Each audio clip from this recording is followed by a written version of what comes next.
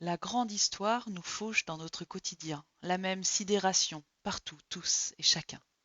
On sait où on était quand on l'a su, comme si ça nous était tombé dessus. Je venais de sortir du bain quand tomba le mur de Berlin. Maman me frictionnait le dos en jubilant devant les infos. J'avais pas tout à fait 9 ans.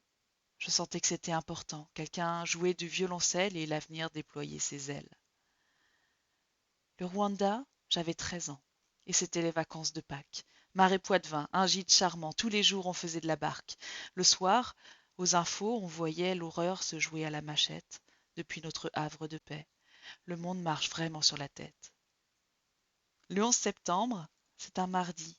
Je sortais d'un cours de théâtre. C'est le gars de l'accueil qui me l'a dit pour l'avion, les tours, le massacre. J'ai pédalé jusque chez moi pour voir sur le petit écran Pujadas, Manhattan, l'effroi, entrer dans ma piole d'étudiant.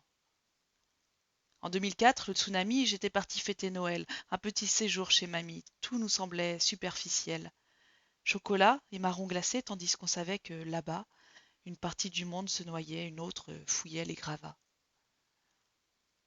L'attentat de Charlie Hebdo, on était en conseil des maîtres. Pas moyen de penser au boulot une fois que l'info s'est fait connaître. La liste des noms faisait frémir Cabu, Maris et Wolinski. Pour quelques dessins, juste pour rire. Comme tout le monde, j'ai mis une bougie. La grande histoire nous fauche dans notre quotidien, s'inscrit dans nos souvenirs, le tien, le nôtre, le mien.